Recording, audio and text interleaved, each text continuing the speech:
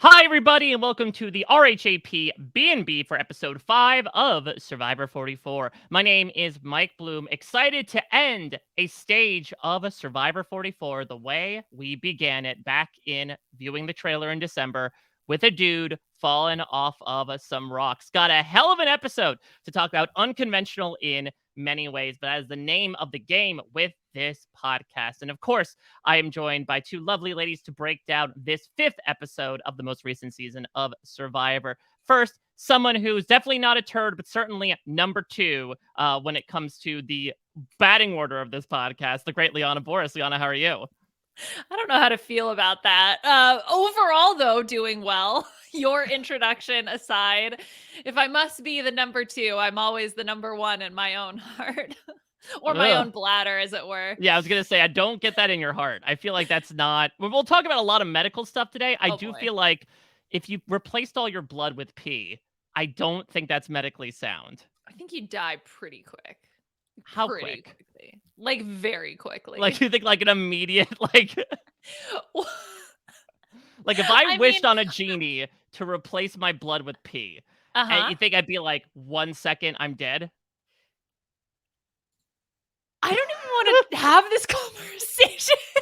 Let's just move on. That's enough from Mike. That's enough. This is going to Yeah. be a 2-person podcast. It's going to be our fantastic guest and I Well, that's great. I'm more doing than this. happy to be Carolyn at this summit here, as we have yet another scientist to welcome in.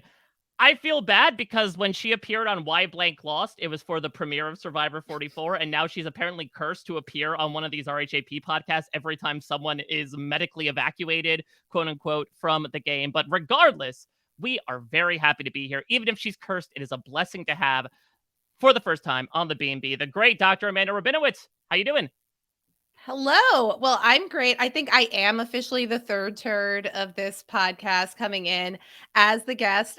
When Mike reached out and invited me to be on the B&B, I said that this is a dream come true, and it really is because I love the B&B because I love having smart conversations about the things that I really love. But what I love even more than Yeah, I that was is gonna say, Okay, I was like, when does the but- conjunction come in? is having really, really dumb, silly conversations about the things that I love, especially with really smart people like the both of you. We've already hit the ground running discussing what would happen if we replaced all of our blood with urine. So I think we're off to a really great start in dissecting this episode. I'm just so delighted to be here. Thank you so much for having me. The pleasure is all ours. Yeah, happy to make your dream a waking reality, I suppose. Yes. We are all, taking a deep breath, trying to take it all in, and hopefully we all are breathing correctly so we can take on the Brazilian jiu-jitsu-like activity that is the RHAP B&B. Well, since you are, popping the cherry here and appearing on the B&B for the first Yes. time, I'd be inclined to ask, as we do usually with a lot of our new guests, what is your Survivor origin story, Dr. Amanda? Are you a day oneer? Was there a particular season or person that got you into the series? What led you down this tricky path into this Candyland-like forest to where you are today? I'm so glad you asked, Mike. When season 1 was airing, it aired in the summer. I remember it. I had a summer job and I was driving one of my coworkers back and forth. It was like senior year of high school or something. I had a license and like my friends didn't. And he was just telling me the plot of every single episode of Survivor in like detail on our 45-minute like traffic jam ride to work every day. And then finally he was like, you have to see this. This is so exciting. It's the best show on television. I've never seen anything like it. And there's Greg and Colleen and he's pretending something's a phone. So he was really, really enthusiastic about it. And I finally caught up by, I think it was like the penultimate episode of the season. I watched that. I watched all of season 2. I was sort of a continuous fan coming on at the end of season 1, eventually went back and watched all of season 1. So I had that history. So I've just been watching Survivor, plugging along all the way from season 1, not episode 1, but certainly from season 1. I had the Survivor Africa merge buff I was very, very into. It's been appointment viewing for me on Wednesday nights. And then I actually discovered RHAP in its first season too, because Rob was one of my favorite survivors. Mike, I remember when you became a Survivor historian. I used to listen to that Oh podcast my as God. well. So I've just been like a huge Survivor dork for my whole adult life. Yes, Mhm. screw superfan. We need to call ourselves Survivor dorks. I mean, this episode is going to celebrate nerdry, right? Like, Yes. we're talking about Jedi, we're talking about Pokemon. So I think it only makes sense that we add yet another shade to the palette that is Mhm. nerddom. It's actually funny that you started with essentially a Survivor recap podcast. Yeah, Like yeah, that's how you got into An Survivor. in-person recap Yeah, an podcast. it really in-person recap. was. Yeah. Yeah. So totally fitting. Mhm. Do you ever know what happened to that person in terms of, I guess, both their fandom in general? Oh, yeah, I know where he is now. Like he's like a very successful like tech industry person. He lives in San Francisco. I don't know if he still watches Survivor, but I do have friends that are still in touch with him. So I have to find out if he's still watching Survivor. Yeah. Maybe now he's listened to me recap an episode of Survivor. Wouldn't that be? Now, this is interesting Cool. because I know Ivan, that. if you're listening, hi. Well, we do know that Matt Blankenship is from the the Silicon Valley area, and I believe he does work in tech. Mm. Could it be possible that Ivan got him into the show, and now this Mm. employee of his is now getting onto it? Wow. I Wow. love the fan fiction that we're writing about my Survivor origin story here. This Definitely is great. true. Welcome Mhm. Yeah. back to Ivan. He really is the Abraham of Survivor, and not the guy that was voted out of Survivor 41 Wow.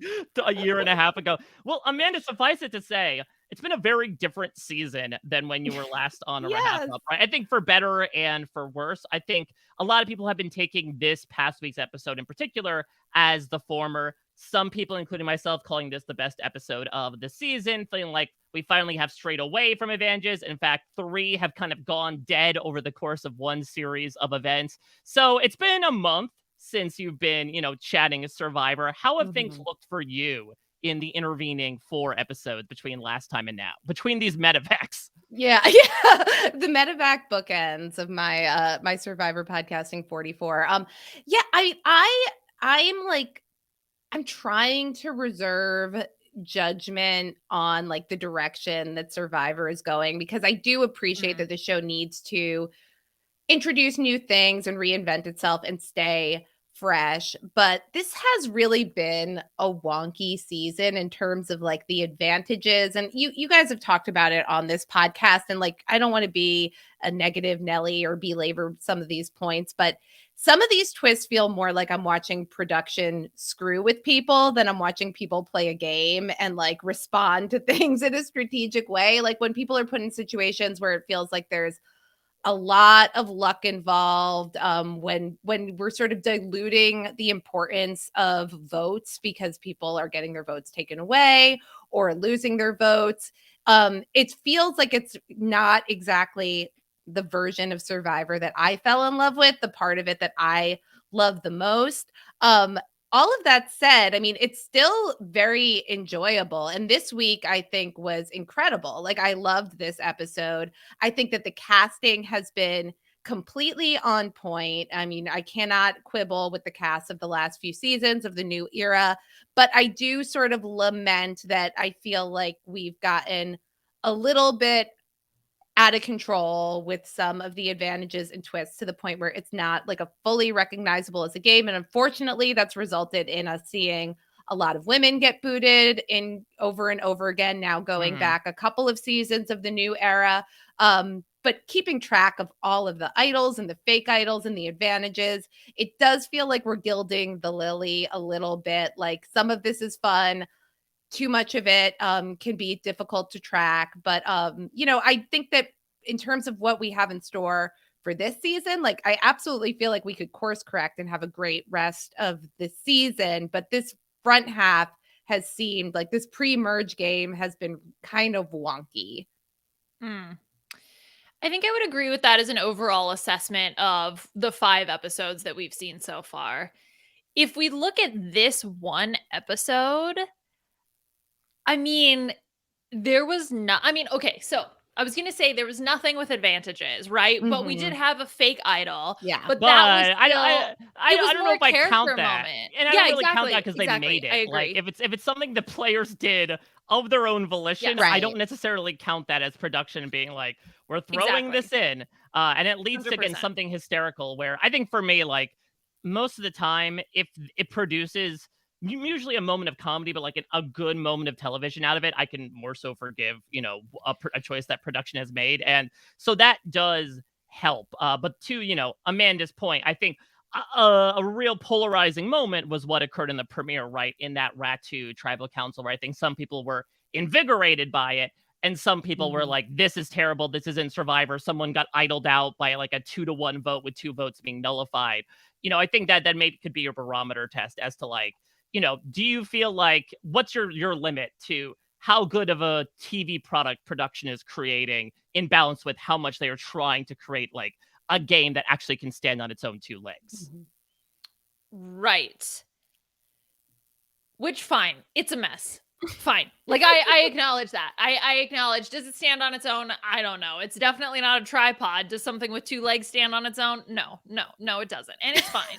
Because this episode, oh my gosh, this episode was so fun because of the lack of those elements, right? The Shipwheel Island, Sackrock Island, whatever you want to call it, was just all about those 3 people. Yeah. Yep. It was all about their dynamics. It was all about them interacting and seeing the cracks in Danny's game, the cracks in Brandon's game, right? Those elements were so fun. Oh, yeah, we saw cracks because they were showing their whole asses to the audience with some of the things they were saying. Exactly. Pull pants down, complete bare butt naked, because you saw how they treated Carolyn. Carolyn's reaction to everything. You saw Josh with the fake idol with Jam Jam. Then Carolyn comes back. You see all of their dynamics. Like, everything about that was just so fun. It was completely devoid of any type of advantage, game structure, whatever. It was just the people that were cast being themselves. That to me felt like a whole super fun episode. Yeah. What was tough was the overlay then of Matthew and the Medivac and all of that, which honestly almost felt like a completely separate episode. Like the tonal shift between, the conversation with Jeff and Matthew sitting talking about his shoulder and all of that, and then the switch to Josh and Jam Jam with the tree mail. Are these the beats from tree mail, Josh? That was so good. It fell apart. It fell apart in his hands. Yeah, I think like the fact that there was room in this episode to let those character moments breathe was like so refreshing. And I think we got so much from this cast that we've all suspected was there. So just give them opportunities to interact with each other and we can see it. And I know that you tweeted something like this, Mike, and I did too. It's like, this is what Shipwheel Island should be. Like, it's an opportunity to have people come together. I mean, some of the most memorable moments were Shan and Liana bonding. And like, when you take the players and they just show up and walk down 3 different paths and like get some complicated thing that we have to spend 5 minutes of screen time explaining, like, you're losing the opportunity for, I think, what is the best payoff of Shipwheel Island, which is like creating those cross-tribal relationships and seeing people interact. And boy, did it pay off with Danny and Brandon and Carolyn this week. Like, what an amazing scene. Yeah, I totally think like, give me personal dynamics over powers any day of the week, not only in terms of editing, but in terms of just mechanics. I mean, these types of things have been used in international seasons for a couple times, I would say, in the past 5 years or so, and it's always been good. And sometimes rewards and like minimal advantages have been attached, but usually I'm just advocating for like almost what they had in Survivor Millennials versus Gen X, right? Where they had the peanut butter and jelly summit. The random summit with Paul and his kids being like, hey, little millennials, come around me. Like, I kind of just love that. It might seem extraneous on the surface of like, why are we dedicating time to this? The reason we are is to like see how these people interact with each other. We talked about this last week, Liana, right? That like clearly from the talk about, Jam Jam's being perceived as the guy running things at Tika. We heard Josh say something about using his steady hands. Like, there is a lot of cross-tribal shit that is happening in this season. And so I like them being able to actually have a reason to show it here. If they're going to space the benches 6 feet apart, isolation style, bringing them together for this is, I'm all the happy for it. I am obviously a very weird person especially when it comes to my Survivor opinions. Oh, I was just gonna say that's it. That's And the tweet. that's gonna be in my tombstone. A very weird guy. But Yeah. what I will say is maybe one of my hottest takes is I am always fine if Survivor episodes do not end with tribal council, personally. Just because if there is an elimination via like a medevac or a quit, I don't need to go to tribal council. And I can understand that's why some people have reservations about like, do they feel this is the best episode? Well, we didn't go to tribal council. There was all this buildup between the Tika 3, and now nothing's going to happen. First off, something is definitely going to happen next week. And I love that we've shaken up this soda bottle and we kind of let it rest for a little bit and wait for the next unsuspecting person to come in and open it up and see what happens now that we throw 9 other people on top of that. But I think for me, like, and it's my sort of desperation with some of the ways that production views the modern day product is I never felt tribal council was the climax of the episode for me, where it's become abundantly clear in this modern day era that they are trying to build their narrative to like, and it all comes to a fever pitch at tribal council. When sometimes like the vote is fairly rote and straightforward. They say, okay, well, we have to create something surprising. So let's obscure things and let's try to make things confusing, even if the vote is straightforward. I mean, if I ask you, like, what do you remember from the final 7 episode of Survivor Pearl Islands? Do you remember Tawana being voted out, or do you remember Dead Grandma lie? You'd probably say the latter. And so I think that's always kind of been my thinking, is that I don't usually remember episodes by what happens in the tribal council results. So I was more than happy to have Matthew medevaced in this circumstance. First off, we'll talk about like Yeah, Well, again, I mean, that's the tweet. I was more than happy to have this him wasn't medevaced. even this wasn't even like Josh's reaction of like being like yes, and then like, oh no, it's terrible. No. You're Oh just- my God, that was so funny. We'll talk about the medical circumstances behind it, and how maybe actually I was happy before his damn arm fell off of his body by hanging in there for like 11, 12 more days. Yeah. But I think also just this idea of, you know, we see this actually in the David versus Goliath premiere, I think is another good example of this, right? Where like a tribe, they do an immunity challenge, a tribe loses, they're meant to go to tribal council, and then it's canceled because someone ends up, you know, very tragically getting injured. And let me just say, despite what I just mentioned, you know, my heart does go out to Matthew for, you know, like you could feel the palpable pain, but from a physical and emotional perspective, based on like him having to leave a way that he clearly did not want to. And we'll certainly get into, you know, what that means moving forward. But, you know, it was able to give us extra time to hang out on Tika and see a lot of this tense 1v1v1 standoffs happening. Did it build to a quote unquote satisfying conclusion from that perspective? No.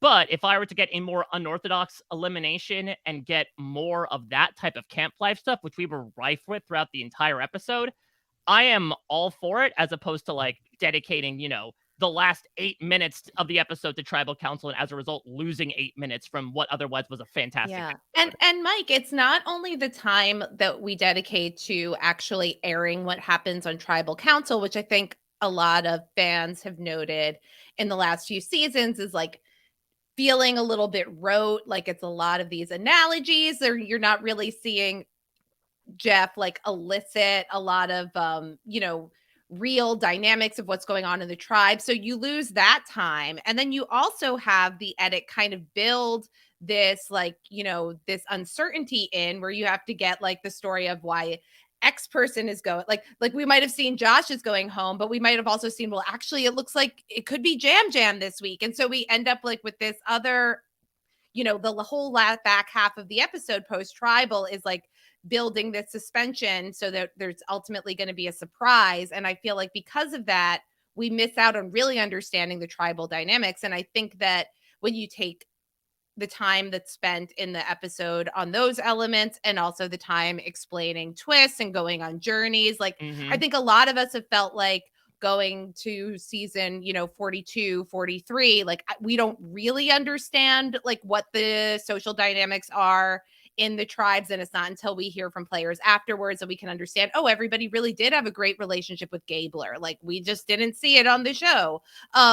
So I do think that if there's going to be one of these non-traditional eliminations, it is a great opportunity to just give more airtime to the dynamics at camp, which there is like precious little time in a modern Survivor episode to dedicate to. So let's take the opportunities whenever we can.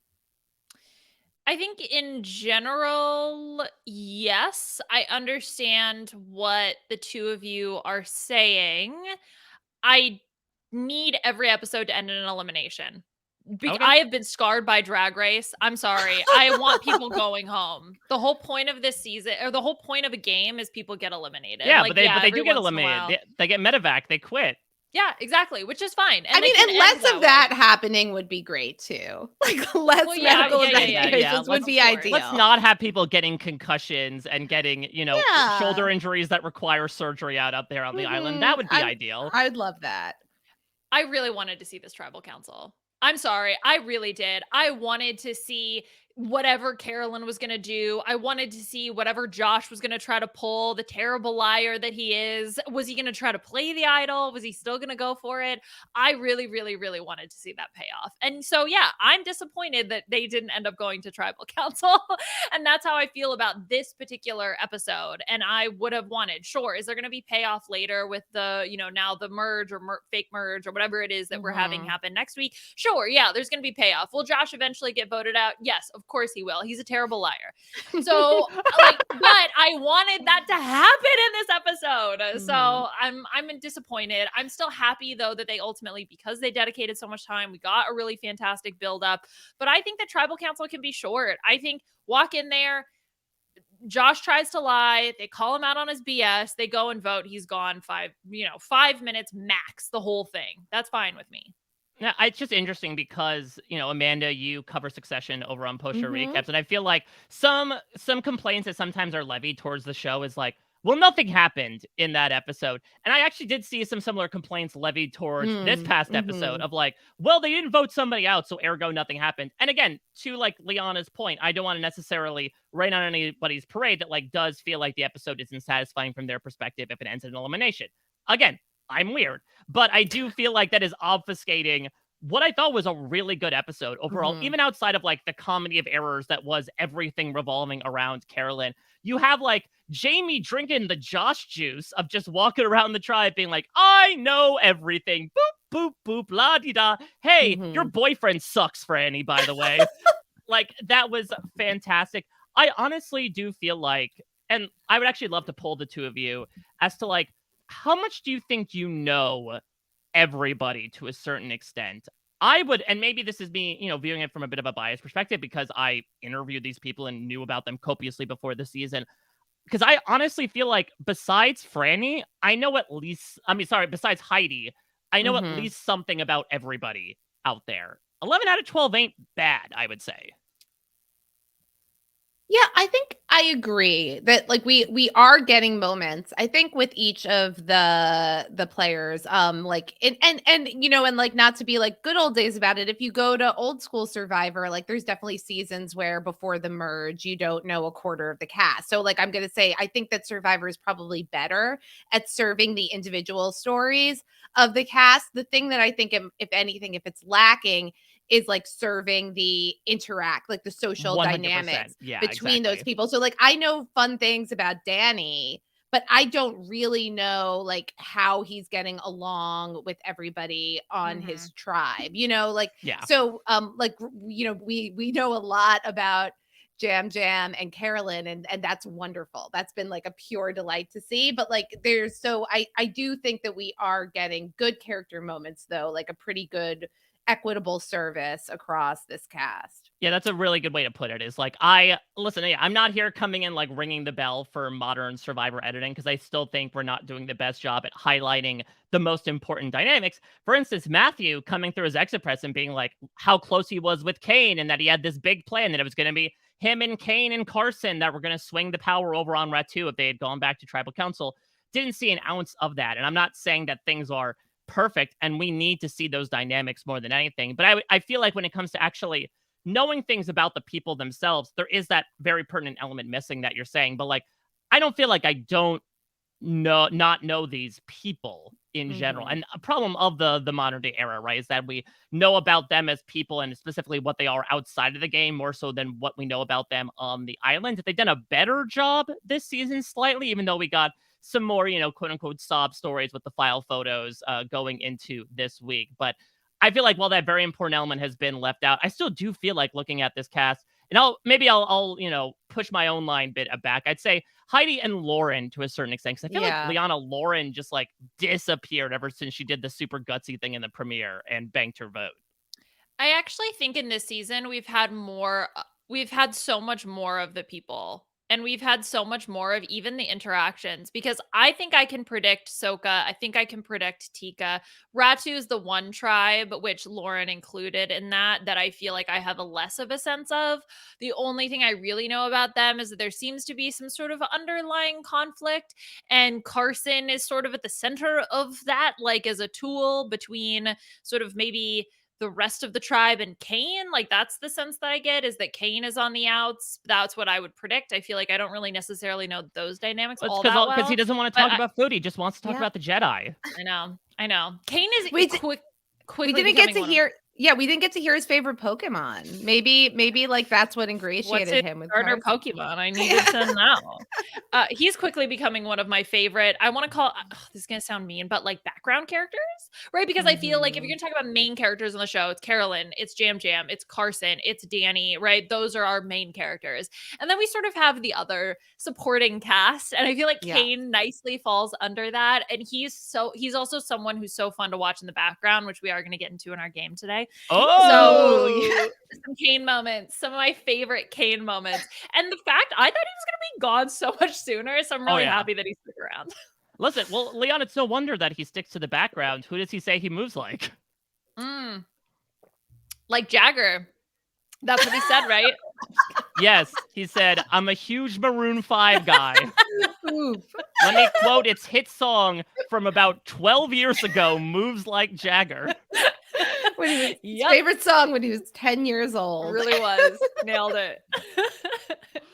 Well, Amanda, give me your thoughts about this episode overall. I mean, listen, if you're not a Carolyn fan, first off, what the hell are you doing here? But like, can we just take some time to absolutely gush about her? Because I would not say this episode was her coming out party, because this entire season has been since the very first second of this premiere, when she's, trying to figure out how a confessional works. I'm so glad she's figured it out, because she is one of the best confessional givers in Survivor history. She's so tremendously wonderful. Like, even trying to come up with the words to describe her greatness, I feel like it's failing me. No, I mean, she's popped from minute one, but it's been like amazing to see her, have this mix of insecurity and confidence, and she's able to be really genuine and sincere, but also deceptive and cunning, and she's so good at sharing that with us, like in the audience, either whether it's in a confessional or whether it's in these exaggerated Muppet-like faces she's making in the background to let you know exactly what she thinks about what she's observing. Her little dances on the mat. I mean, there's not a moment of time that Carolyn is on camera that she's not owning it. Like, it's like she's just so magnetic, so dynamic. And she's a great character, and she's also a super interesting player at the same time. And I feel like we have these characters like the Philip Shepherds and I mean, I don't want to like and maybe the Debbies and like that are really great like characters, but like not every character can kind of bring this really fascinating level of strategy and gameplay as well. So seeing Carolyn do both of those things is like making her the absolute star of the season for me, and I think probably most of the fans. I'm happy that the show is dedicating time to outlining her strategy and to outlining the non-wacky moments from her. She is authentically herself. And what I think people might confuse or conflate the idea of being wacky, being emotional, for being incompetent or being bad at the game. And so I think that she's somebody who brings both of those elements. Yes, she is emotional. Yes, she is wacky. And yes, she is also thinking strategically. And she is trying to actively play the game and do things and adapt and be such an instrumental part of what we've seen so far in terms of the strategic gameplay. It is a lot of Carolyn, and I'm happy that that's being shown, and I'm happy that she is, at least so far by the fans, being embraced. for all of that. My concern is the other players on the show not recognizing all of those elements of her gameplay. But I don't know, that could end up working out in her favor. So who knows? I'm just so happy that we're being able to see, because the show is showcasing all of those elements of her. I have a theory. Carolyn is the Christopher Walken of Survivor. In that you give her a line that any typical person would say. So, like, I'll give an example here. I know I gotta do what's best for my game, which would probably be Josh when she's talking about whether to pick Jam Jam or Josh. And like, that's a very typical thing to say, right? And you think your average middle-of-the-run Survivor player would say, I gotta do what's best for my game at the end of the day, which is probably Josh. This is how Carolyn said that exact same thing. Let me see if I can bring this up.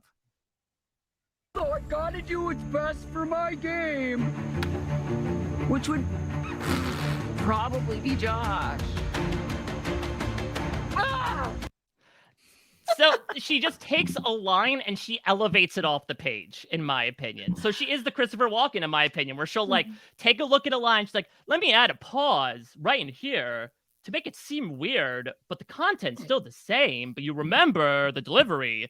And then she'll hopefully win the gold, much like, you know, Christopher Walken did decades and decades ago. Amanda, I know I am speaking to the Severance lover in your heart right now.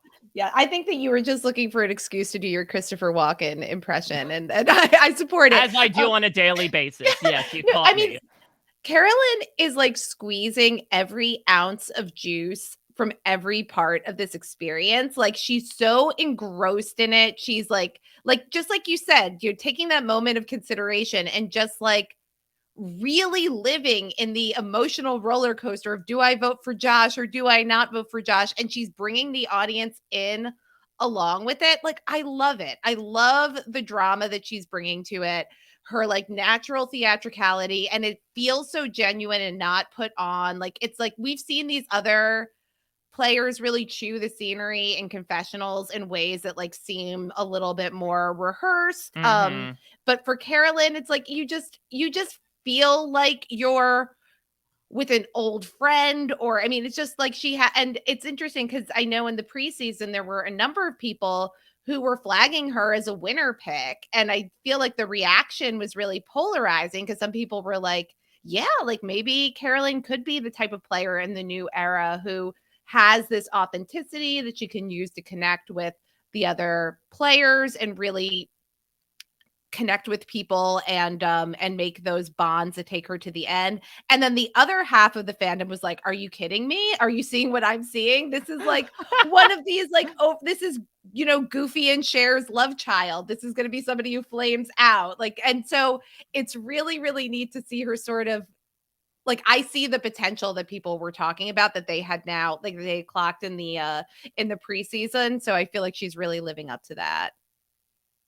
I just love her so much. Like, I teared up in there's a confessional after the summit where she's like looking directly at you. Like, I felt it in my soul. And she's like, I will be here. I will make merge. And she pauses and she goes, yes. She like yells and she like, then she covers her hands like this. And then it fades away. Like she's Mary Catherine Gallagher. Like, I snip my hands, I put it in my armpits. Just like, oh, she's so... I feel her emotion and I feel her passion and I feel her drive and I just relate to her so much. And I just think that she's such a fantastic casting choice. And yeah, I couldn't even imagine the season without her. And it's so funny because we have so many other strong characters on the show too. Which I just feel blessed to high heaven with all of the wonderful people that we're getting was on to know. 2 seasons ago. I know. Well, yeah. And I think that's why especially I love these episodes where we get to see them, we get to know them, and we just spend time with the characters and the people that you've cast on the show. And that's so powerful to me. Before we move on from Carolyn, I do have to note, I think that she cursed me. Because was it last episode or a couple episodes when she made the comment about her son swallowing his tooth? Oh yeah, this was back in the second episode with the bird cage, and then she had to dig through the poop. And I tweeted that she should have just put a Tic Tac under there and Mhm. like made a joke about it. So then 2 days ago, my 5-year-old son lost his first tooth and he didn't swallow it, but my husband promptly dropped it on the ground and lost it. And first of all, Mike, you know this, baby teeth are so freaking small. They are They're so minuscule. small. They're like Ew. smaller than, like, imagine what a baby tooth is. It's like a quarter the size that you're Yeah. thinking of. They're so small. So we lost a tooth, and I was like, "Oh, you were so smug on Twitter saying Yeah. just like pretend that Put a Tic like and like Tac. our kid is like, oh, it's my first. He's like so excited, and I was like, we lost his tooth. We have nothing to put under the pillow, but we wrote a note to the tooth fairy explaining what happened. Couldn't you Okay. just 3D print a tooth? Couldn't you call Carson and be I like, should "Hey, have called 3D Carson. print a tooth for me, bro"? Mhm. But I did feel like this is what you get for being smug on Twitter about Carolyn, like being such a good mommy. Yeah, see, I this is what people are hoping, right? After the summit scene is that like, okay, did we put this in to Mhm. show Carolyn's revenge, that she will be the bro slayer that Survivor Twitter wants her to be? Regardless, that scene was incredible for so many reasons. One of them being, as we talked about, like in the typical improv structure of the straight man, crazy man scene, Carol in this case was the rare crazy man to play the straight man, where now she is the one left out of this conversation where freaking Brandon and Danny have like bro blinders on and are just staring passionately at each other and third wheeling Carolyn, and all of her reactions were sensational. Between, you know, the people like us, you know, response after Brandon says that people like us don't usually win the game, to her just sort of like indignantly letting pure citrus fall out of her mouth as she's just like, what the hell are you saying, Brandon? Blah. And just vomiting out, I guess, representing her own like internal response to how much she hates it. To Danny, I think, quoting the 2004 movie Troy when he notices the Achilles image on Brandon's arm. It was just such an incredible scene. Like you said, Leon, I mean, we talked about this last week that like, oh, I thought that Danny might have been playing the best game out there. Well, listen, we ain't doing no stock watch, but if I was, I might start bailing on Danny Co. soon, just because like that was, I was gonna say Achilles, like probably the biggest chink in his armor we have seen so far. Oh my God, that's so embarrassing for him. Like, I maybe people just didn't have high hopes for Brandon, which is why nothing has really come back on Brandon. Like, I've seen everybody complaining about like, ooh, Danny, I thought Danny was a good player. And then Brandon's out here just being like, meh, even though he straight up told Carolyn to her face, like, oh, well, people should keep you around because you've done so poorly in challenges. Like, to her face after the whole conversation of what do we have in common because we're all so good at challenges. Just complete blind spot. And it speaks so poorly. So, you know, look, I think that Danny has a lot of power going into this merge thing, right? Because he's got essentially what we see as a solid 4. Plus now he's worked on Jamie, it feels like, quite a bit. Jamie feels like she's in with that group. And we're going to see everybody else sort of scrambling. And again, because I just have a little bit of a less sense of what's going on in RHAP, like I don't know exactly what's going to happen. So Danny is in strategically still a really great place. But as we mentioned, this is one element where we could see cracks starting to form that could ultimately lead to the downfall of his game, which is essentially underestimating people.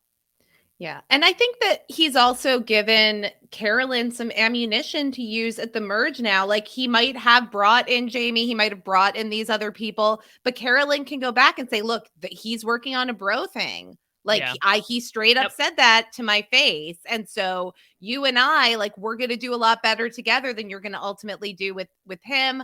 I just loved like the way that it was like, not only that they were acting like completely oblivious, but Carolyn was like letting them know too, and they still were catching on when she's like, wow, I'm so glad this has worked out for the two of you. And like, yeah, exactly. That's the thing. She's being so authentically herself, and in that moment being like, oh, what do you mean we? Am I in on this? Like, straight up telling them to their faces, you are neglecting. Hey, red flashing light, you're neglecting me.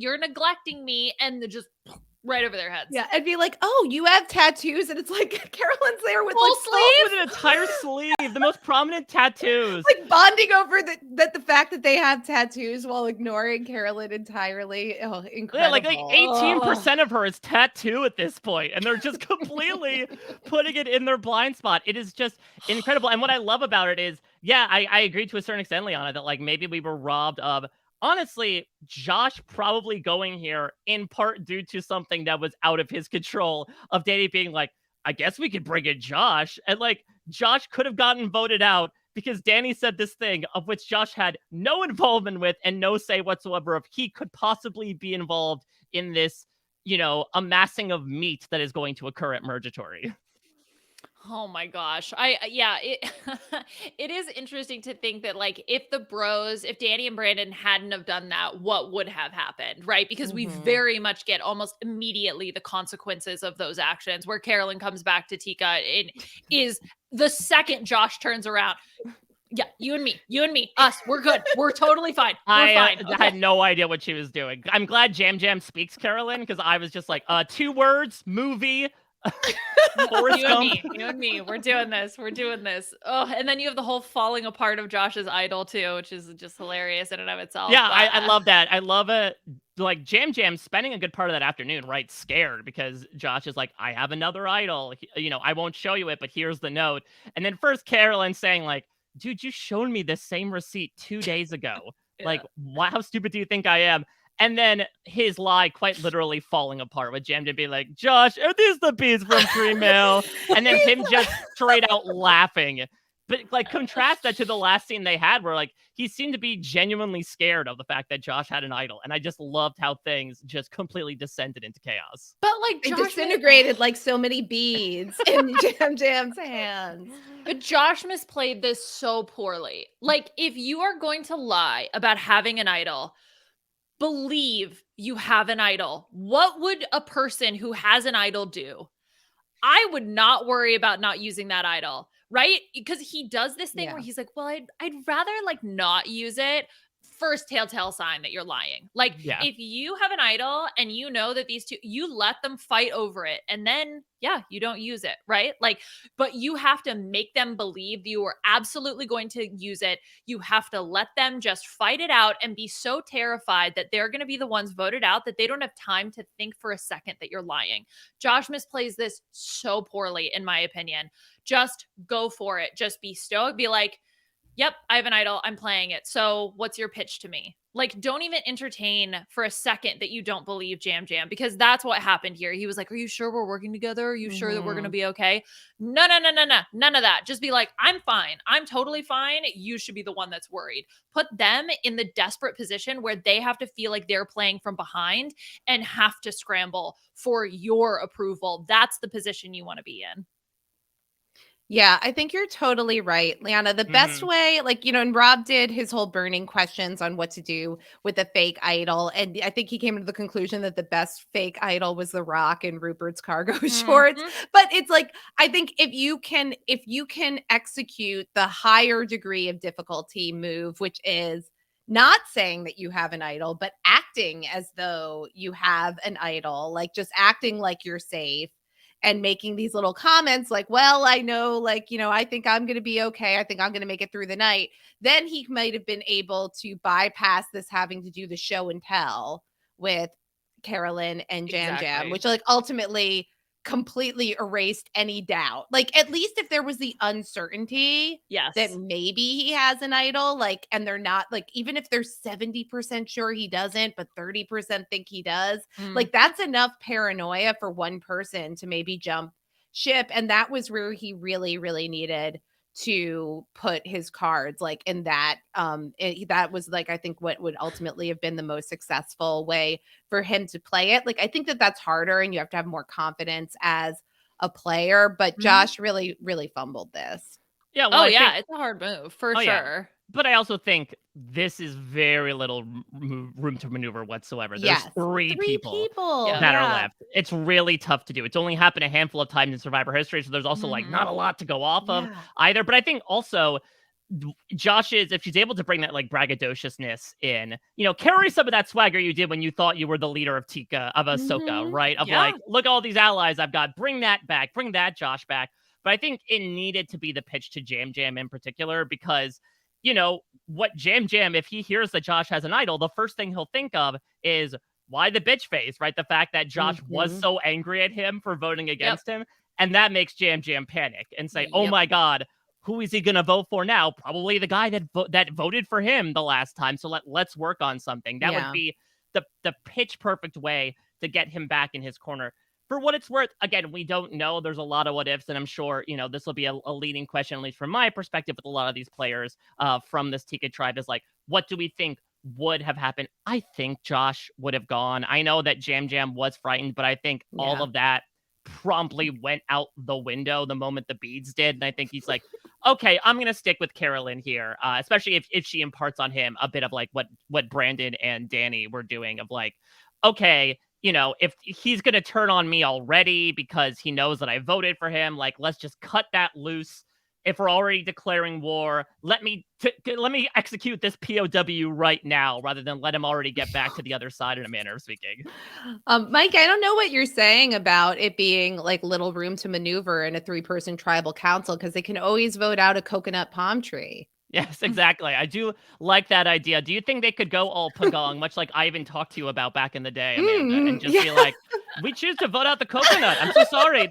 They're not bringing us things. The coconut's got to go. Yeah. No, but just to give like a little bit, like spread the love for this cast out a little bit more. Like Carolyn has been an amazing standout, but Jam Jam is also incredible. And the fact really that we is. get to see the two of them together, like fighting and making up and not trusting each other. It's like, it's so great. Oh, yeah. Like I will buy a sandwich to whichever producer thought it was a good idea to put the two of them together on a tribe. Because for so many reasons, right? Both like the kind of on-island married dynamic that they have where like they get each other, but at the same time, it also allows them to be in brazen conflict with each other because they are so assured in their personalities.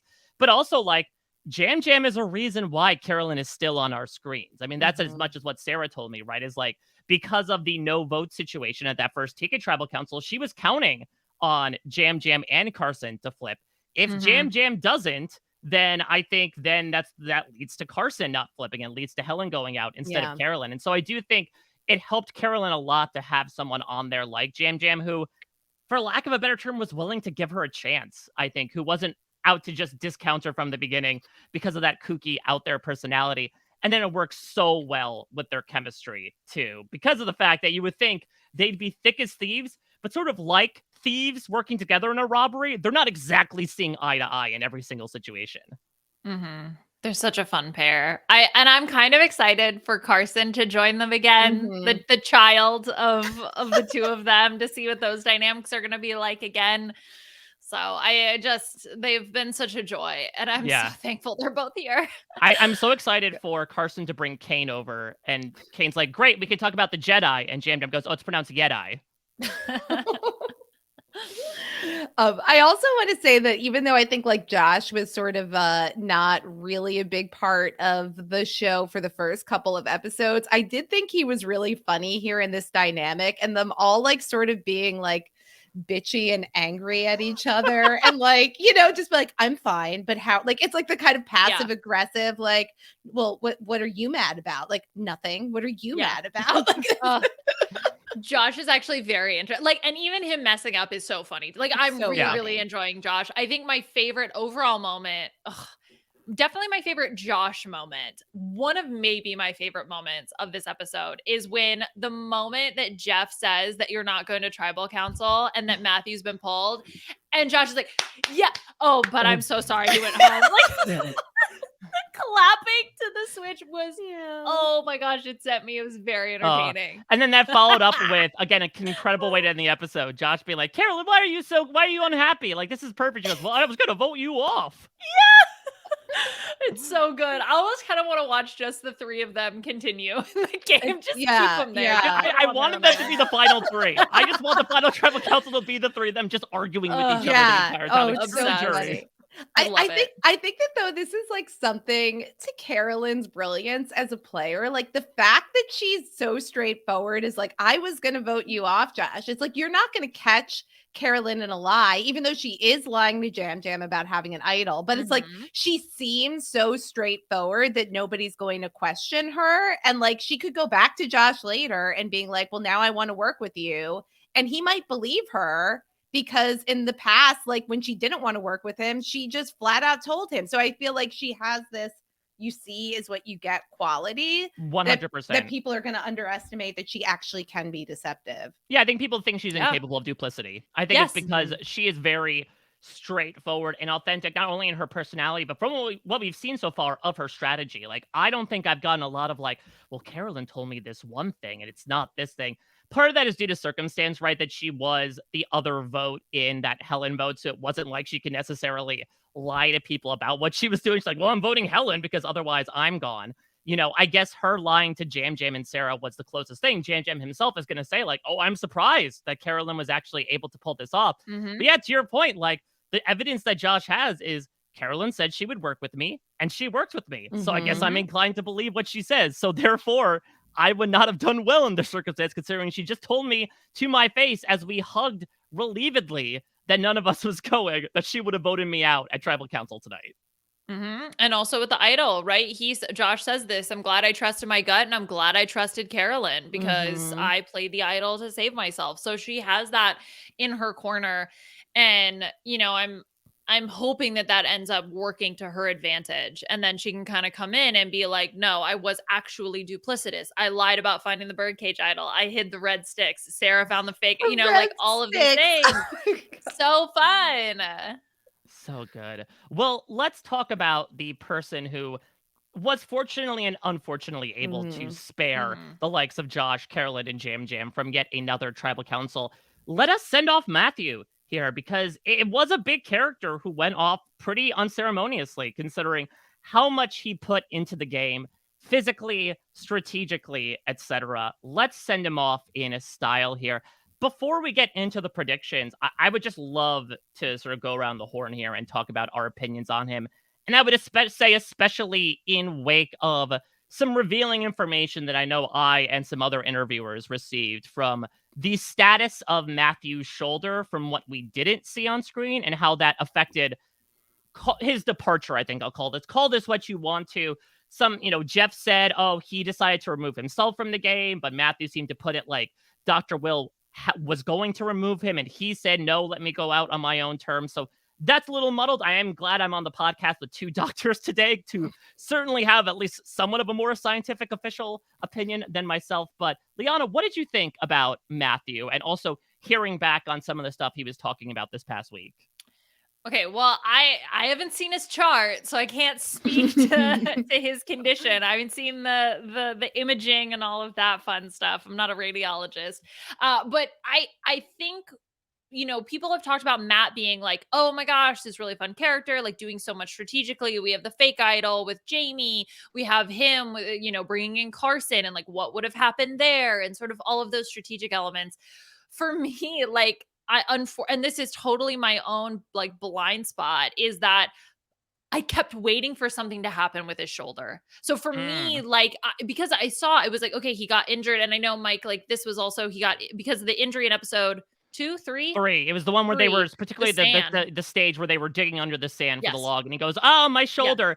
That apparently, obviously, the fall was like the first crack, but I think the largest strike to the vase that was, his physical condition was apparently that thing where he went through Yeah. an absolute grocery list of things that happened to his shoulder in that instant.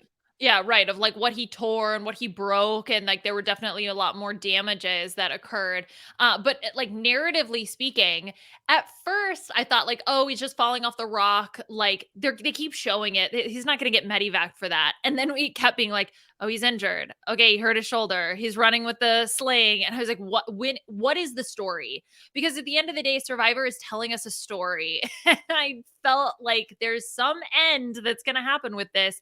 I kind of thought, I was hoping that maybe he would get like mercy voted out or something, where it was like, well, we lost and Matthew can't contribute in challenges. This is really heartbreaking for us, but we're going to have to vote him out. I didn't necessarily see him getting pulled. I thought that was maybe more what was going to happen, but I definitely thought that the end of his story was going to be related to his shoulder.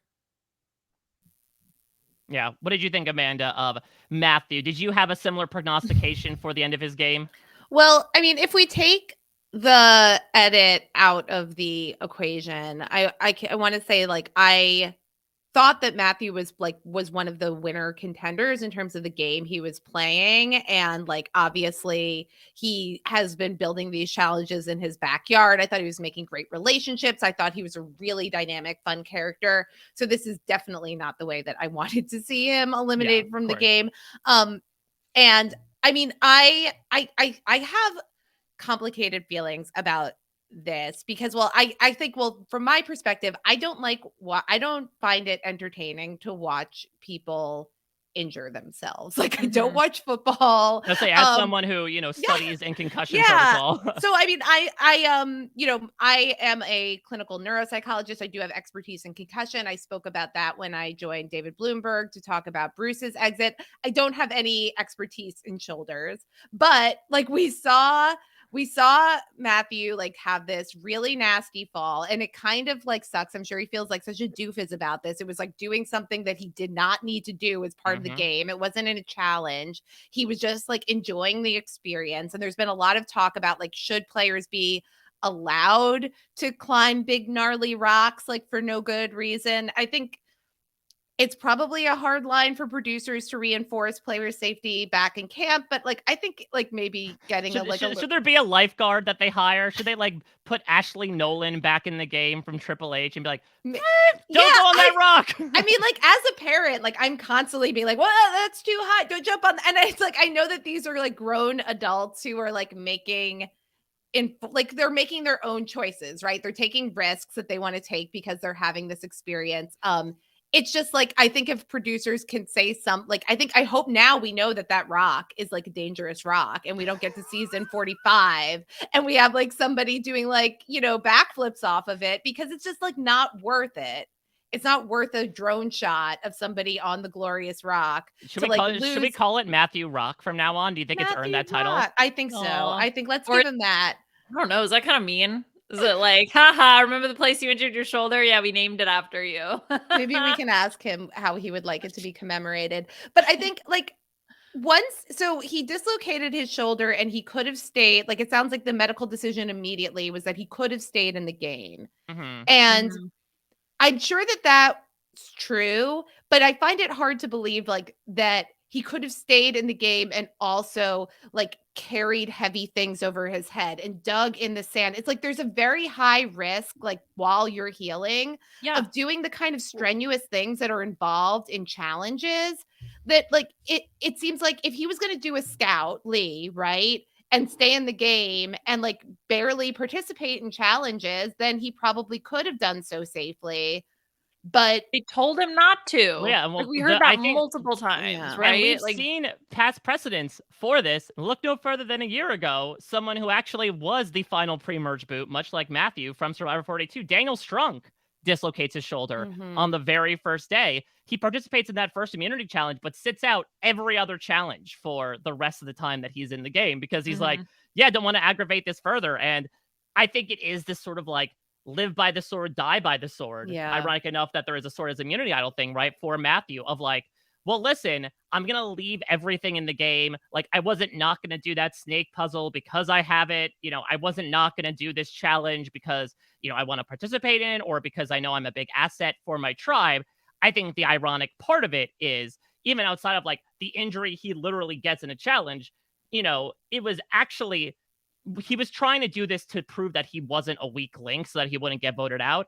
But I would imagine from a physical perspective, ironically enough, it was making him weaker to the point where he says, okay, I actually can't survive in the game Yeah, anymore. it ends up being the thing that eliminates him from the game. And I don't know how people feel about this and if production would do this, but I think it's like if you stay in the game, you have to not compete physically in challenges using your shoulder. Like, I mean, I don't know if they can make that call for him, but it's like I don't want to watch. Like, I could see that he was re-injuring his shoulder, like not being a specialist. Like, I could see that he was doing things that were dangerous, and it's like he ends up getting multiple surgeries, and it's like, yes, he's like a grown man and he has the right to like make these decisions about risk, and people do risky things every day, but like I don't find it entertaining. It's not a satisfying way for his game to have ended. It like doesn't do justice to him. Like, so I don't know if there's something that Survivor could have done differently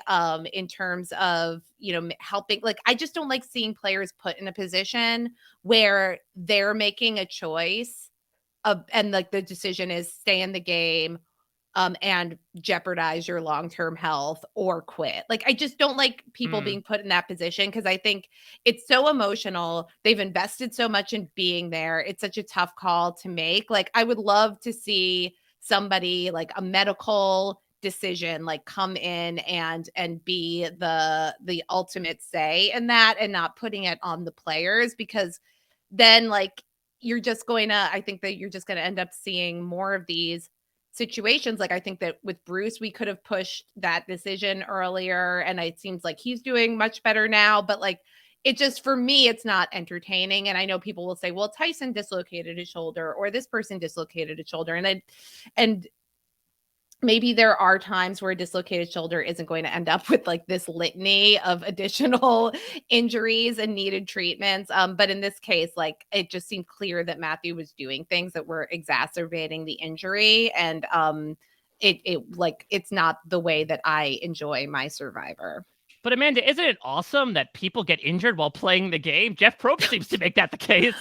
Oh, that was like my least favorite thing. When Jeff comes to him and he's like, I'm just so impressed with you because we told you not to use your shoulder and you kept on doing it. And it's like, if that's the message, like if this is the culture around Survivor, that like our heroes are the people that do dumb things to like permanently damage their health, then it's like, of course you're going to make players like not want to look like quitters, like, and want to push through this. Like, I feel like that's a layer of it, that if you like lionize this like really risky behavior and like make that something that's glorified, like then players are going to have an even harder time saying, like, I really think I'm not doing well and it's probably better for me to leave the game. It's not my favorite. The exact quote was, I gotta say, I'm very impressed you got injured playing the game. Oh, God. That's a terrible quote. I gotta say. Gotta tell you, really appreciate it. Really impressed. This is going to be a hell of an opening shot for the trailer we're doing for your season. I'll tell you that. I mean, this is the same man who bragged that we had so many meta visits right on the first day, or the first like cycle or whatever. Who is for? Like, because you, Mike, you've said you're weird. Maybe I'm weird. Like, I don't like watching people get injured. Like, am I alone here? Is this Liana? Is this what like the Facebook casuals, like in casuals corner? Yeah, how bloodthirsty are the casuals? Yeah, I thought about doing casuals corner this week. I didn't ultimately end up doing it after rewatching the episode, but like, yeah, I can't imagine. They want to see like drive and passion from somebody, so they probably appreciated like Matthew caring so much, but like the initial injury, I'm sure was not like, it's just like, you're dumb. I'm sure is their reaction. They really do relish in it. Like, how many times did we see him fall off that rock? Like, how, like the slow-mo of Bruce, and we saw it again. It's like they're really like they're making these injuries look so it's like I'm watching Game of Thrones. It's like Battle of the Bastards or something. It's like, why are we making these big cinematic moments out of people hurting themselves like in a game show?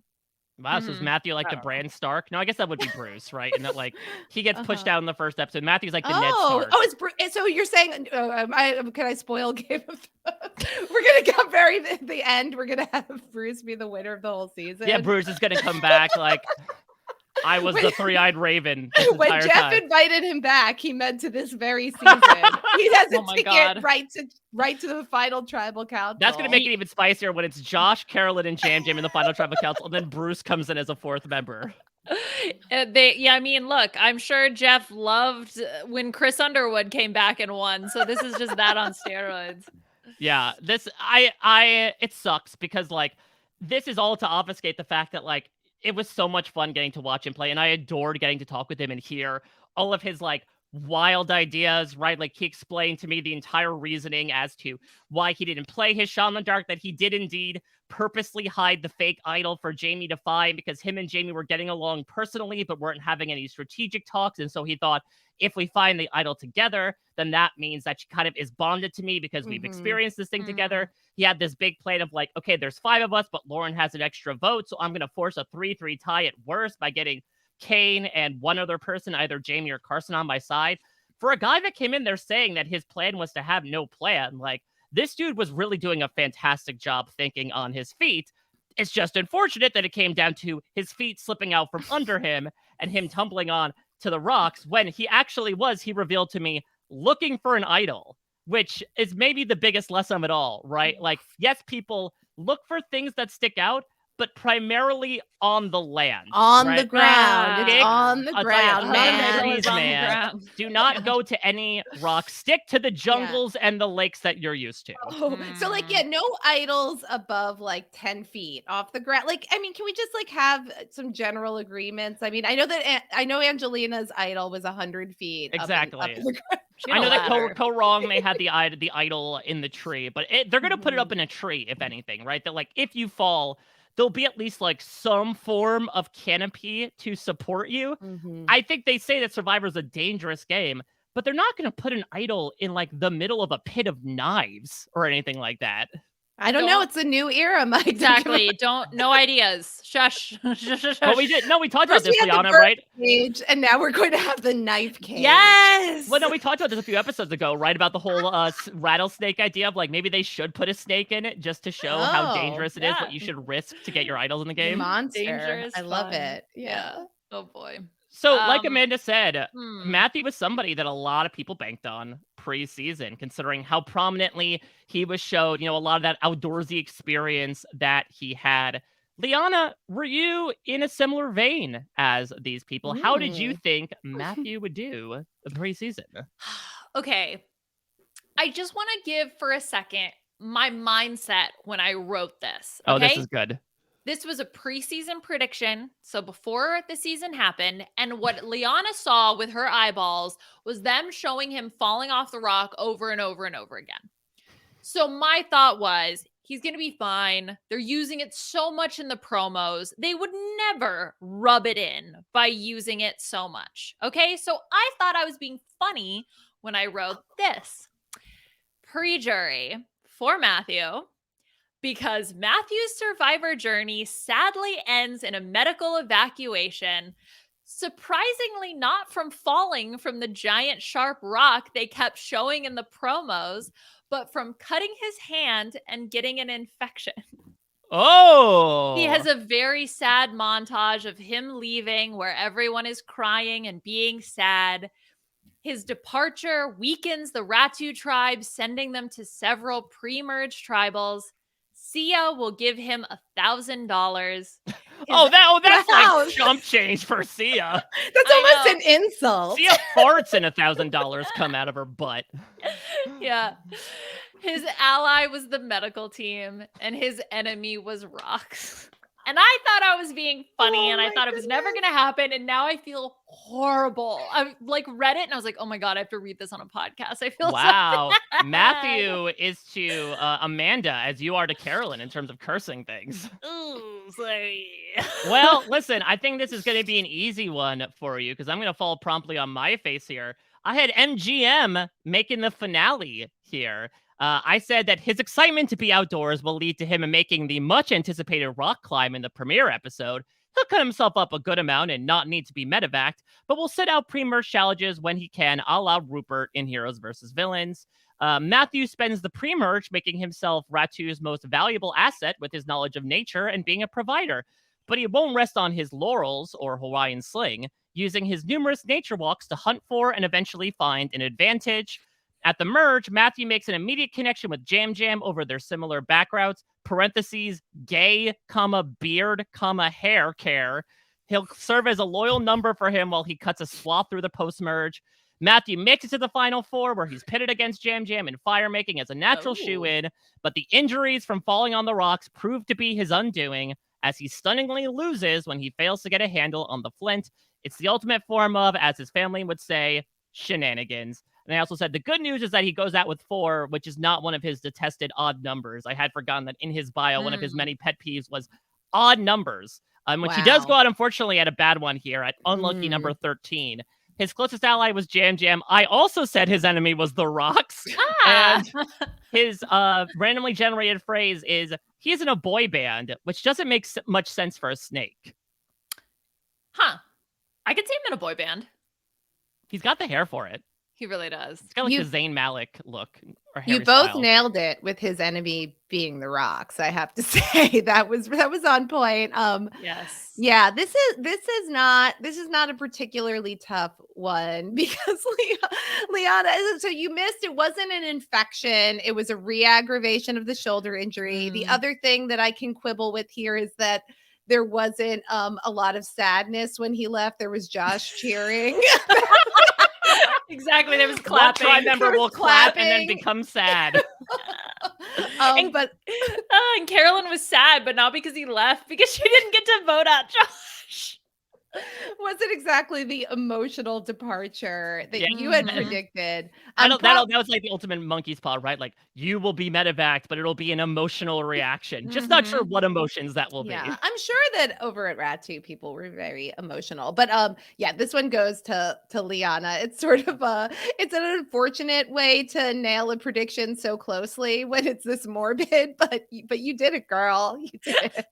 And I thought it was like, oh, this is gonna be a funny one, because he, like, again, everybody was so high on it. It was like, yeah, he's gonna be fine, whatever. I was like, whatever. I couldn't figure out what else to write, and then I felt so bad. Anyway, so let me throw out this question, because obviously, like, this is a bit of apples and oranges that are falling out of Carolyn's mouth, but we know Bruce was formally extended an invite via Jeff Probst to return. Maybe it's at the Final Four as Bran the Broken, Bruce the Broken. Yes. Maybe it'll be in a future season. Do we feel like a similar invitation should be extended to Matthew, or do we feel like this is a different situation? Should Matthew, Amanda, be given a second chance here? I would love to see Matthew get a second chance and really see what he has to offer. Like, he showed so much promise. Like, strategically, he had a lot of enthusiasm. He was very, very likable.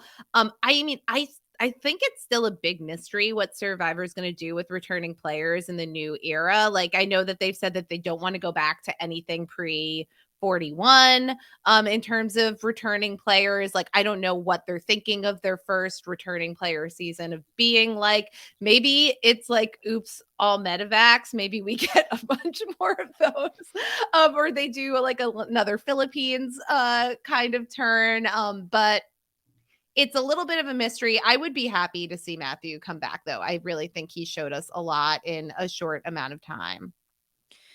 I think so. Okay. So I think that Bruce never got to play the game. So to me, Bruce can come back on a new player season. I'm fine with that. He really did. Yeah. He got the experience of what, I guess Ponderosa before you go out there. He got the mat chat, whatever. Fine. But he didn't actually play the game. And the day he played of the game, he brain broken, right? So like, it's not exactly the situation that you would want for him. So he can come back on a new player season, fine.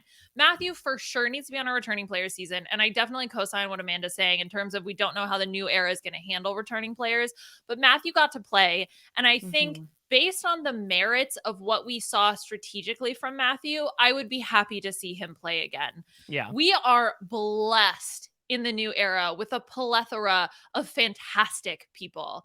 So based on the injury itself, no, Matthew should not come back. But based on everything else we saw from Matthew, I would love to see him back.